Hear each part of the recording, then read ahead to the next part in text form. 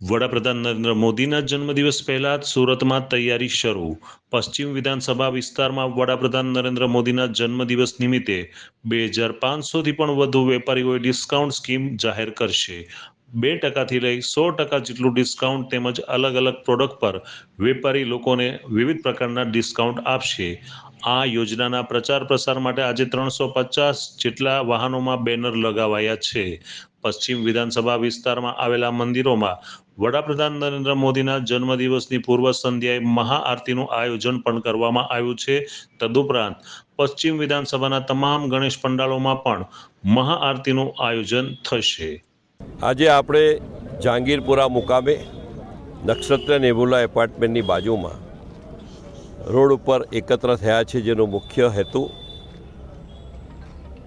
17 સપ્ટેમ્બરે આદરણીય પ્રધાનમંત્રી શ્રી નરેન્દ્રભાઈ મોદી સાહેબના જન્મદિવસની ઉજવણીનો પ્રચાર અને પ્રસાર અર્થે સ્કૂલની 350થી વધુ વાન અહીંયાથી આપણે એને ઝંડી આપીને પસાર કરાવી છે. 4 દિવસ સુધીના પ્રચાર સમગ્ર પશ્ચિમ ઝોન વિસ્તારમાં થશે. આના માધ્યમથી ખાસ કરીને 17 સપ્ટેમ્બર અને આગલા 3 દિવસ એટલે કે આજથી 14 તારીખ, 15 તારીખ અને 16 તારીખ લગભગ રજાનો માહોલ છે. તો જેને કારણે વેપારીઓને અપીલ કરાઈ છે કે આ 4 દિવસમાંથી કોઈ પણ એક દિવસ, કારણ કે ગણેશ વિસર્જન પણ છે 17 સપ્ટેમ્બરે, તો કોઈ પણ એક દિવસ, 2 દિવસ, 3 દિવસ કે 4 દિવસ ડિસ્કાઉન્ટનો લાભ આપે.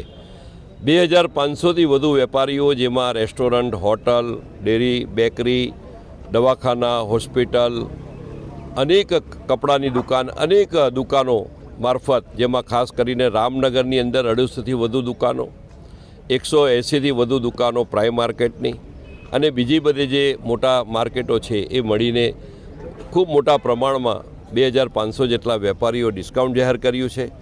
એ ડિસ્કાઉન્ટ 2-5%થી લઈને 100% સુધીનું ડિસ્કાઉન્ટ છે. શાકભાજીના વેપારીઓ પણ છે, હેર કટિંગ સલૂન પણ છે, રિક્ષા પણ 110 છે.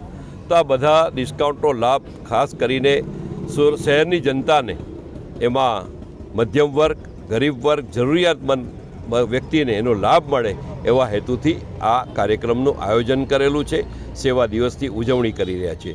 સાથે સાથે સાર્વજનિક ગણેશ ઉત્સવ પણ હોય, જેને કારણે આપણે 374 જેટલા ગણેશ મંડપોમાં આગલે દિવસે એટલે કે પૂર્વ સંધ્યાએ 16 તારીખે સાંજે મહાઆરતીનો કાર્યક્રમ, કે જેમાં અપીલ કરાઈ છે કે આદરણીય પ્રધાનમંત્રી શ્રી નરેન્દ્રભાઈ મોદી સાહેબના જન્મદિવસે એમના દીર્ઘાયુષ્ય માટે પ્રાર્થના પણ થશે. આ ઉપરાંત 51 દેરાસરોમાં અને 65 જેટલા મંદિરોમાં પણ આગલે દિવસે મહાઆરતીનું આયોજન પણ કરવામાં આવ્યું છે. Arvind Rathod, GTV news, Surat.